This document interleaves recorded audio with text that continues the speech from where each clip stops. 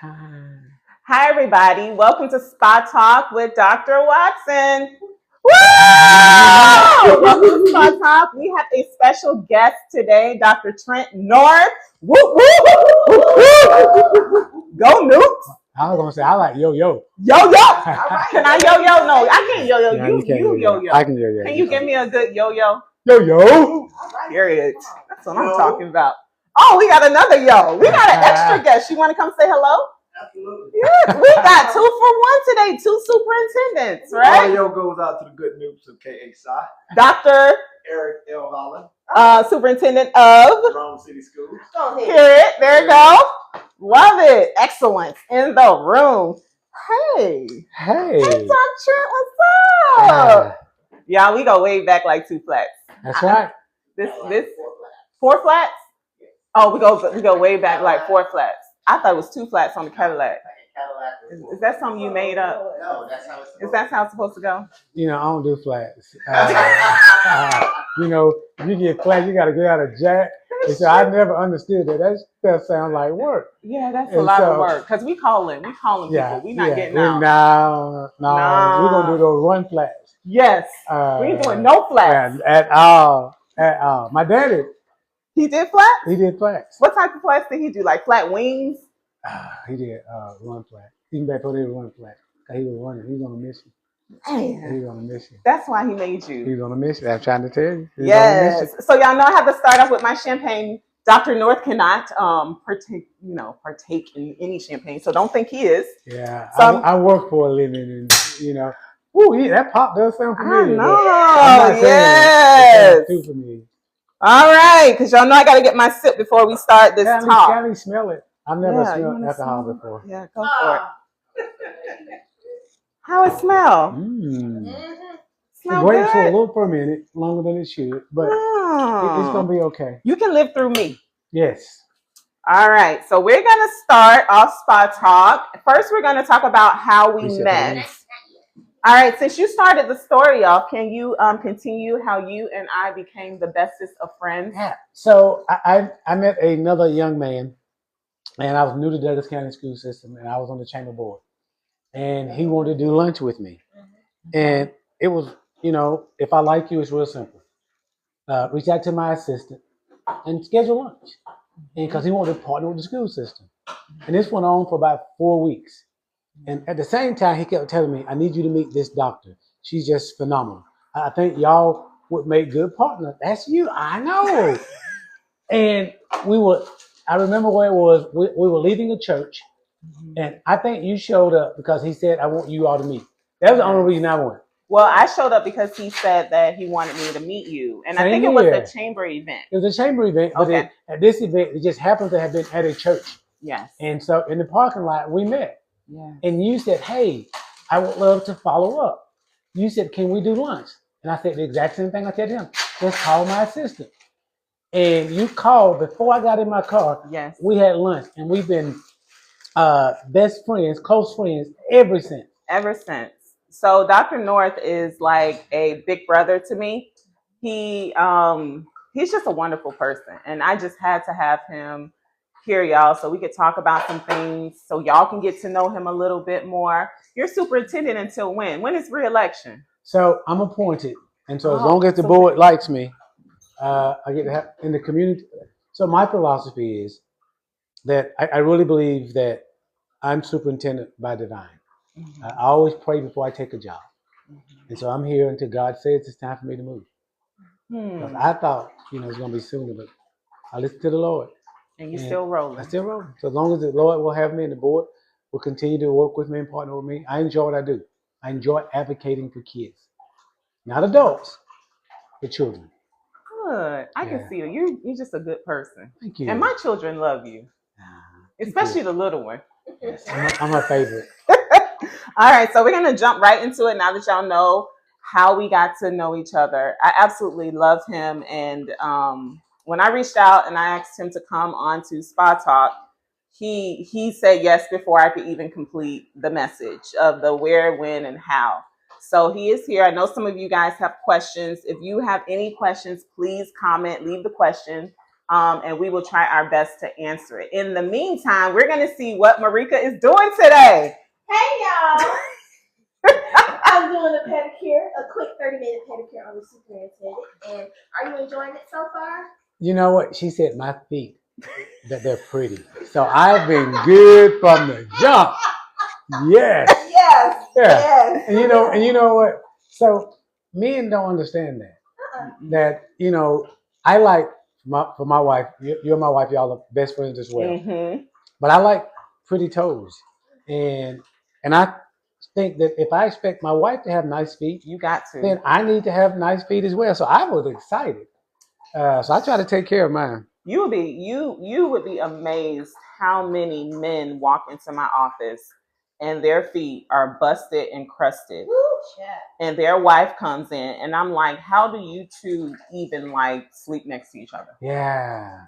It's just nasty. Like his toenails or her toenails, either way, this thick, nasty, rubbing on each other, and they just rolling. They're playing footsie. So I'm from the project, and so we had this saying, that's not how we get down. No. In the North household. No, because that's nasty. That's nasty. But anyways, I don't know what y'all be doing out there. So our first question, what is your long-term vision for our school district? So K-12 public education has changed. When you and I went through school, we were the number one producers of skilled workforce in America. And so around 1993, a wealthy guy decided that education had become an open market. And so there's this steep competition for students, for teachers. And so for me, I don't like to lose. And I want my kids to not be limited because of their zip code. So for me in Douglas County, I want to make sure that my students have a 5-star experience, from their facilities to the quality of food, to the cleanliness of their bathrooms, to the interaction with their teachers, to the expectations for their assignments. And so I want them to know what excellence looks and feels like. And if you can measure it, I want it to be 5-star. Amen. And I want to hold myself, and the board and I want to hold all of ourselves in the community and our students to that. Nothing but the best. So we're preparing our students for the best. Absolutely. We're in a global economy. Yes. And while we think we can do certain things to limit that, the reality is we're in a global economy. So my kids are competing against kids in China, against kids in Russia. And so because I know that, I owe it to them to make sure they're prepared. Yes. I mean, education has changed. Even, my daughter who's 15, I had to get her a tutor. I mean, I went all the way to AP Calculus BC. And I thought that I understood math to the core. And now I literally, y'all, if y'all have any experience with this, I have to YouTube how to do the math problem now to teach her. So things have changed. And I mean, even small things like going from knowing how to read a clock to understand that her mindset is digital. I'm like, where did we lose? But it's a different time. So because kids are, so there's this myth that they're not smart. But if you compare the competency of kids to kids 20 years ago, night and day smart. Yes. And so I remember when I was a middle school principal, and they took the standards, which is what kids are taught in the 7th grade, and moved them down to 4th grade. Wow. So kids in 4th and 5th grade are learning what kids once learned in 7th grade. And what's crazy, it wasn't hard for them. It was hard for the adults to make the adjustment because they've been so accustomed to thinking that kids cannot. They're actually a sponge. And if we introduce it to them, support them, they'll learn it. I agree. At a high rate. I agree. All right, next question. What do you see as the biggest opportunity for improving education right now? I would just getting people to understand that the key to America's success, it is in our military.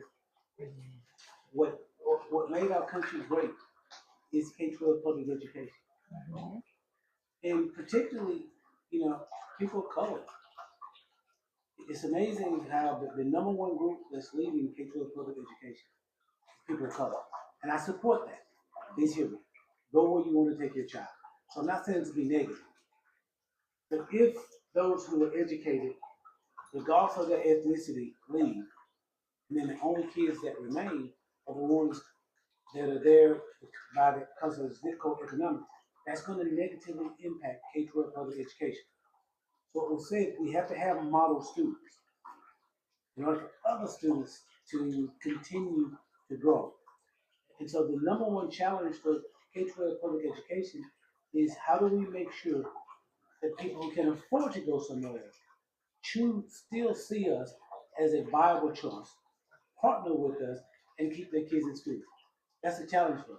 Because now with vouchers, pulling kids out, taking them to private schools, Charter schools, homeschool. homeschool. So that's what that free market does. So we went from an open market, which means now, in the old days, you would decide to take your kids where your job was. Now you pick your school, and then your job comes second. Yes. So I don't want to say challenge for it. It's new for it. So what is the difference? Like, as the superintendent, why would you, and this question is not on here, so I'm just free balling, I guess. I don't know. How if you were to have an audience of adults that were like a road to public education, a road to private education versus private Christian education versus charter school education, how would you say that public school education or homeschool, because I have a lot of patients who homeschool their kids, how would you say public education tops all of those different entities? So number one, none of them can compete with us. And this isn't me being arrogant or complacent. It's okay to be arrogant. If you look at the number one, if you count up the number of presidents who made this country great, they all graduated from overwhelmingly from a public high school, attending a public university. So I support private school. I support charter. So it would be wrong for me to say that K-12 public education can't educate every child. We can, but there are some parents who want their kids to have a different environment. So that's what charter is for. But to say that my child can't learn in the K-12 space, that's why I disagree. They cannot, there's not a private school in Douglas County can offer what we offer in the Douglas County school system. Just mathematically impossible. Yes. And so what I would tell them is, take your child where you want to. If you think that charter is what's best for you, fine. You still got to support K-12 public education because they're providing the workforce for tomorrow's doctors, for tomorrow's electricians, for tomorrow's plumbers, for tomorrow's assembly line workers. So Stu Thorne was the president and CEO of Southwest, and he made a statement.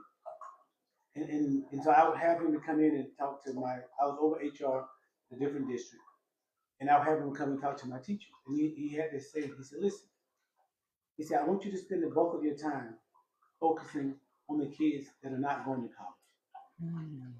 He said, the kids that are going to college, they're going to get into the college of their choice. They're going to get the job of their choice, and they're not going to return back to the community.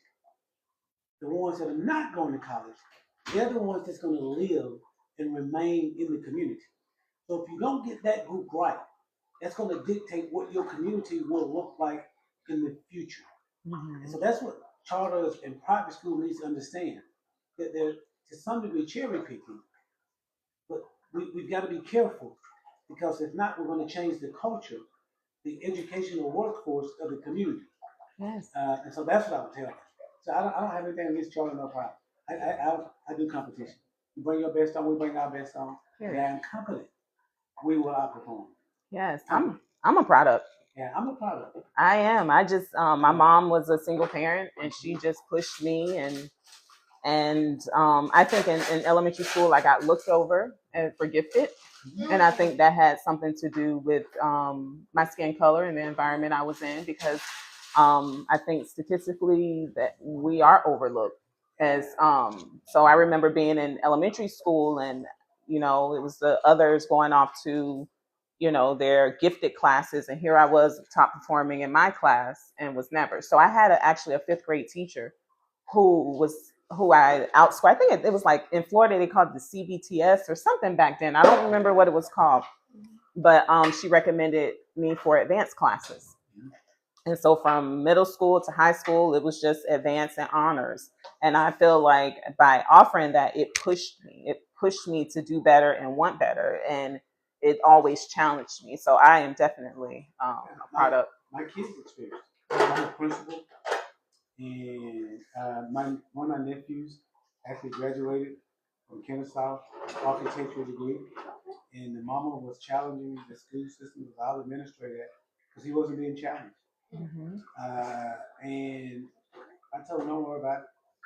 I knew I was going to be the principal the next year. And so I support gifted. Mm-hmm. Please hear me. Because we do have kids that are gifted. Mm-hmm. But I also support high achievers. Yeah. And so for me, if you do right by all kids and educate all kids, then you don't really need the titles. So my mindset is I don't need you to tell me that you're gifted in order for me to make sure that you're exposed to rigor, that you receive the level of education. So I try to remove the label and meet the family where they are and push them just a little bit more. Mm-hmm. Because you can be in a gifted classroom and not gifted. That's true. And do the exact same work, which is what my nephew did. Mm-hmm. Does that make sense? Yes. So, so for me, it's about making sure that whoever puts the time in, puts the work in, that they're rewarded by being exposed to higher level standards. It's real simple. Period. Period. All right. Next. How are budget priorities decided, and how can the community provide input? So that's always a complicated point. Like you have a beautiful facility. Yes. And I'm enjoying my pedicure. And just, y'all, you can't even really concentrate. Yeah. you told me to surprise you with these questions. I love the question. I love my pedicure. But so there's a balance. And so the parents set the priority. They just don't realize it. And so we think that there is a formal way that they should set priority. Does that make sense? Yes. Mm-hmm. So like we offer volleyball at the middle school for girls. Mm-hmm. Because I have a student advisory and the girls said, we need volleyball. Why can't we have volleyball? I said, good question.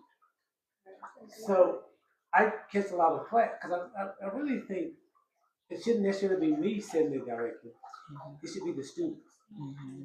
Because the goal is how can we engage them? How can we keep them in school? How can we motivate them to be challenged academically? Mm-hmm. And so as an adult, all I know is what I experienced.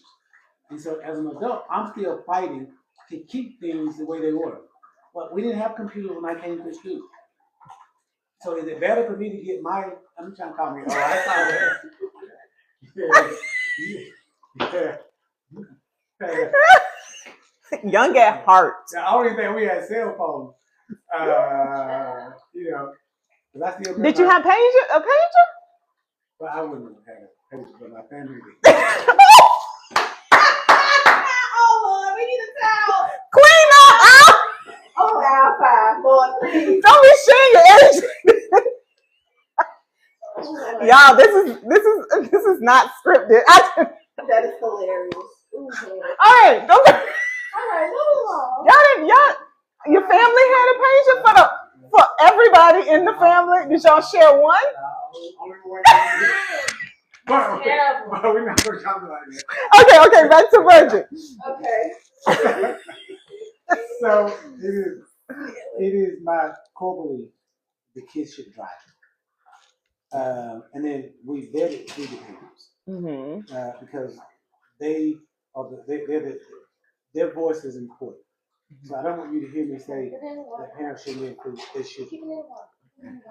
But no one knows their needs. And so we assume that they don't know, that they can't contribute, that they can't think for themselves.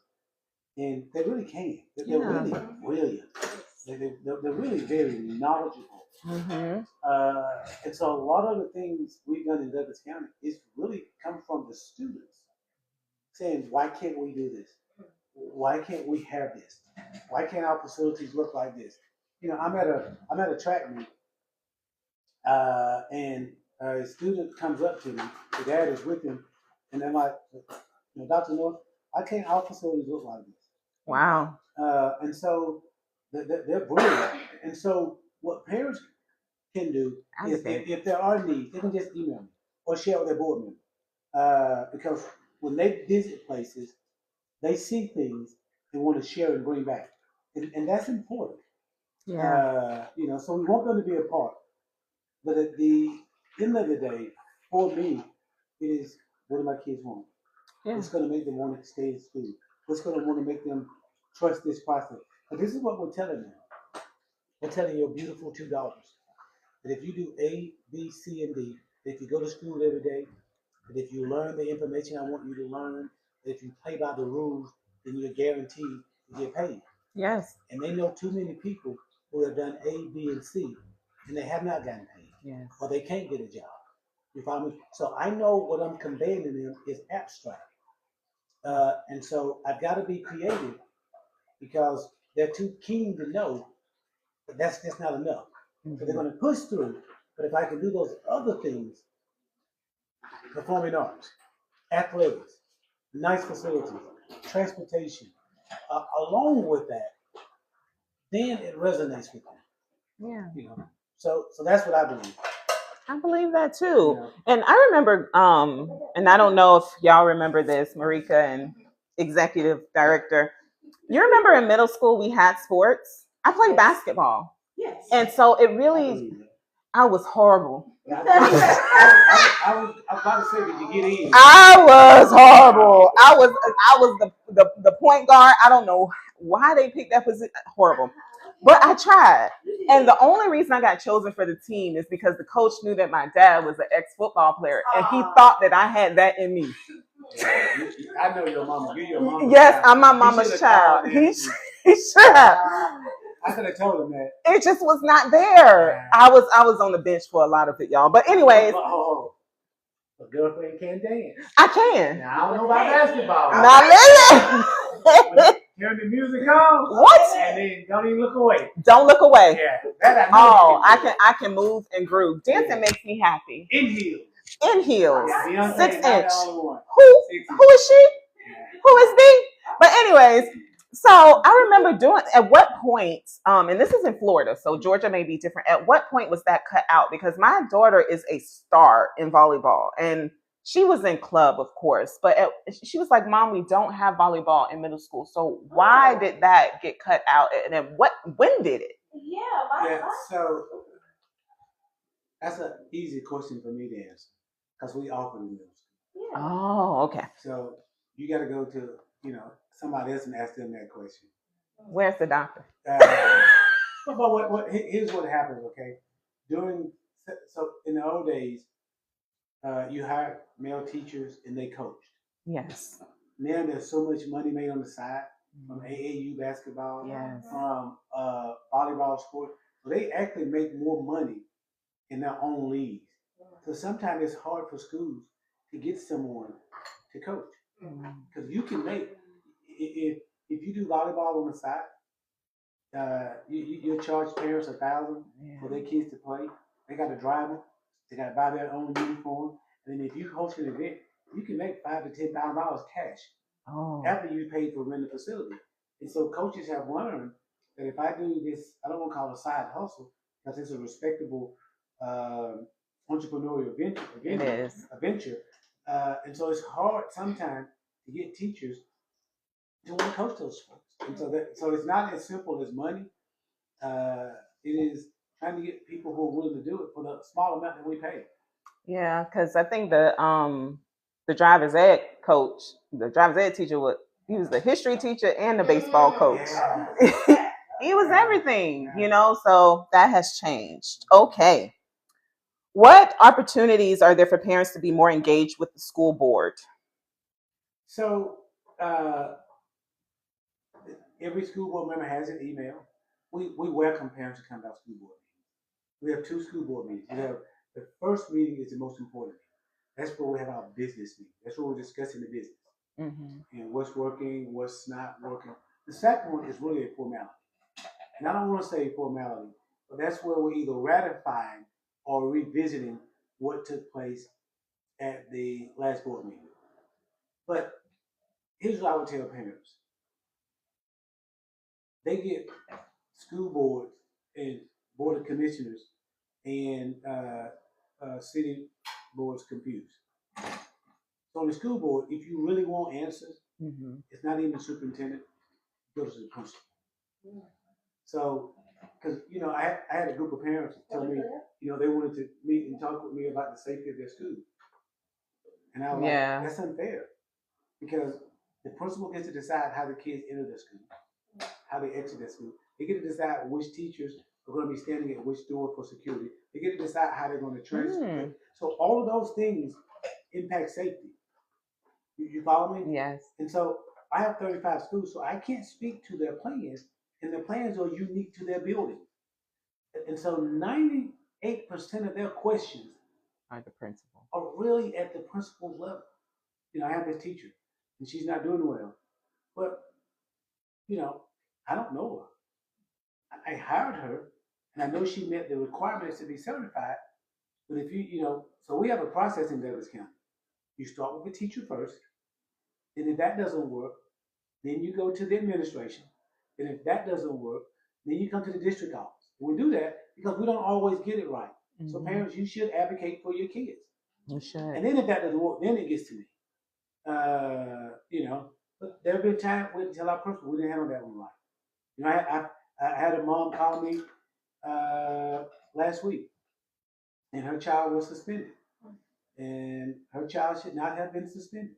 And when they did my investigation, I called the principal back and said, "Hey, we didn't get this one right." And so, but they should always start at the school level. Always. Okay. Always. All right. What steps are being taken to ensure campus safety without making students feel over policed? Sorry. Yeah. So that's very important. We don't want to turn our schools into prisons. Yes. Prisons. So that's important too. So we have our own police department. The school system. The school system. Okay. I take pride in saying that they're not there for my children. We can handle them. They're there for the adults. So schools are actually very safe. They're the safest place for kids. And I know that we may have an incident that is horrific where someone comes in and does something horrific at a school. And so all schools are always working to protect, like we're about to purchase metal detectors. And what about those doors? You've seen those doors on TikTok? Do you guys have those? Automatically close shut. Yes. So that looks good. Tell me which one you prefer to have. The doors automatically shut, or you can't get in at all. Can't get in at all. That's what we have. Okay. So we don't have to shut them. So we've created vestibules in all of our buildings so that you can't get in without being buzzed in. And then when you're buzzed in, you're sitting in a holding area so that you don't have access. And so we have about 4 more schools to complete for that. So our goal is to prevent you from coming in, only our kids. But our number one safety isn't our police department. It isn't keeping people on the outside. It's our students. They know what, when, and where before we do. They do. And so last year we had an incident, and we were blessed. The kid saw something. He went to the school, told the principal, and within 10 minutes we had it under control. So our best defense against keeping our kids safe is actually our students. Yes, because they usually know first. I mean, these kids are looking for attention. They're posting on TikTok and social media. We had an incident also, and we had to get our doors changed. And then we had to contact one of the patient's parents. And of course, the parents, they never know. I didn't see it. I don't know it, Ed. I don't know what you're talking about, but kids know. And we reward our kids. I'm gonna start. I'm gonna stand outside and. See, Hey, sunshine. it didn't look right. Yeah, I like that. Yeah, I we like reward that. for that. We got that on camera too. It didn't look right. Okay, we have any questions? You did so awesome. I have one question. Okay. It was answered. They asked what sets you apart being the biggest county and the district, what sets you apart from other districts. But I think So, but I want to talk about what sets us apart because we are different in that district. So here's what makes Douglas County special. So number one, we are 20 minutes from downtown Atlanta, from the Falcons and the Hawks. We're 20 minutes from the Braves. We are 24 minutes from the Atlanta, from the airport. We have Google here. We have Switch here. All have made $1 billion investment. You have Dr. Watson here. Yeah, I'm coming. Hold on. I'm saying the best for last. So from a financial infrastructure, we have nowhere near maximized, nowhere near the potential from the county. That's number one. Number two, our board just won Board Governance Team of the Year. What? Yeah. And so, You won Superintendent Yeah, that's true too. I did. of the year. I did. Yes. Woo-hoo-hoo. And so winning Board Governance Team of the Year means that we know how to work and play together in the sandbox. So learning can't occur if the board is fighting. No. Learning can't occur. It's almost like in the church, if the deacons and the pastors are not getting along, you're going to hear about it in the sermon, and then everybody's picking sides, the deacon side. Lock them doors. So schools, they're very similar. And so we have a strong governance structure where we put students first. So we prioritize. Our first priority will be our students. Our second priority is our teachers. And then we no longer have priorities. And so if we do right by our students and we do right by our teachers, now we value everybody. But they can't get to school without bus drivers.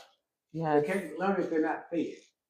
So all of those are important to us. But at the end of the day, because of what our jobs are, we do right by our students first and our teachers second. And so what makes us unique and special is we don't waver from that. Whether it's popular, whether it creates unnecessary chatter. So we are in the metro area. And so there are two cohorts for the metro area. So like 20 school systems. So we're in the bottom 20 for population size. Okay? And so if you look at population size, we are the third smallest out of that. So if you take all 20 metro school systems, we're the third smallest. But if you compare us to our 10 cohort, we pay our teachers the second highest. Oh. And so I remind my people, but that's important to the board. That's important to us as a community. So we can't compete with Cobb. So we're at 25,000. Cobb is at 120,000. Wow. So we get 7 million in property taxes. Cobb gets around 39 million. Ooh. So we can't compare with that. But Fayette County, Cherokee County, Henry County, Rockdale County, we can compete with those, even though they're larger than us. And so you want your child to go to a school where the district's primary focus isn't just something they say, it's something that they do, is our students. And then it's our teachers. And we don't waver there. We don't waver there. And then you get to come here and hang out. That's what I'm talking with about. the blue and white, the Zeta. Oh, is he fine? From the 305. 305. And get a nice pedicure. A nice pedicure. And if you do it after hours, you even get some bubbles. What? Yeah. After 5. After 5. Yes. That's what, superintendent in Douglas County is invited to get a pedicure. Because we love you and we appreciate That's you. what makes Douglas County special. It is. It's small. It's a small, intact, and in touch community, but yet we're so big. We just amaze the world. We have nowhere near. We haven't even scratched the surface. Haven't either. On what lies ahead for Douglas County, specifically for the school system. Yeah. When I tell you what's ahead, it's phenomenal. I can't wait. Can we get a little sneak peek? So we're building a brand new high school. Oh, Brand new high school. And we're building a brand new innovative high school. Okay. And we are about to open our first charter school. So we have one, which is Brighton Academy. And then, so we approve them, but this charter school, we will manage in-house. It's about, we give our parents choice at elementary school and middle school, but we want to give them choice at our middle school and high school. We want to give them more choice at elementary school. Just a phenomenal thing. Because remember now, there is a place for charter. There is a place for private. Mm-hmm. And as a superintendent, I support all of it. I'm just biased because I understand our infrastructure. Mm-hmm. When we're at the top of our game in the K-12 space, no one can compete with us. If we have a strong board governance who governs, and we have a solid superintendent, and we have strong building level administrators, then no one can compete with us.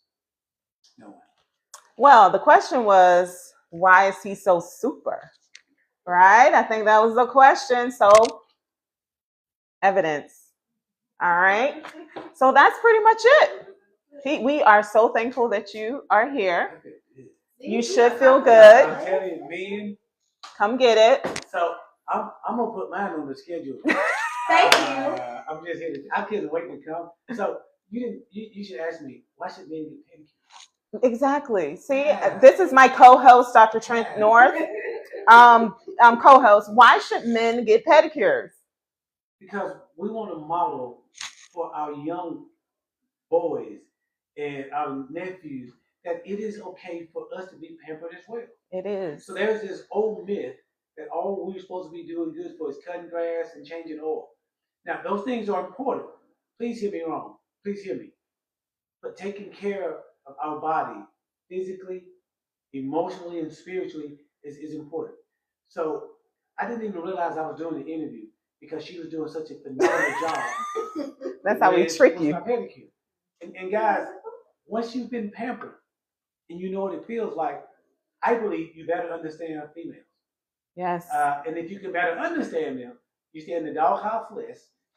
Okay. I like that. You get yeses more than nos. Yes. And you have more flexibility. So I enjoy my pedicure. And your feet look awesome. I mean, they were already awesome, but they look awesomer. Yes. Okay. I think mean, should be in the magazine. you should. Actually, we're going to take a picture. You took a picture? Let me take a picture. Oh, yeah, we're going to take a picture. We're going to put you in the magazine. All right. That's it, guys. If you have any questions, please drop them. And I will personally reach out to him and ask and put them in the comments below the video. If you would like to make an appointment with Georgia Blue Nail Spa, please go to the link above our page, click on the square link and make an appointment. This video will be uploaded to our YouTube page, so check that out so you can watch later, and we'll have a couple of snippets. We want to personally thank you. Go You're ahead. welcome. Women, take your men. Oh, yes. That first one, you may have to help them. So, because you know we're going to do what you tell us. So if you tell us we're going with you, we're going to go.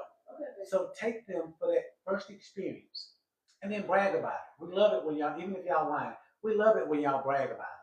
So take your husband, take your significant others to get that first pedicure so they can enjoy it and you can enjoy it with them and have it bubbly, and then you be good to go. Yes. Look at me, my co-host, Dr. Trent North. So remember to love each other, love God, and just love your neighbor as you would love yourself. Thank you for joining in. We love you. We appreciate you. And we applaud Dr. North.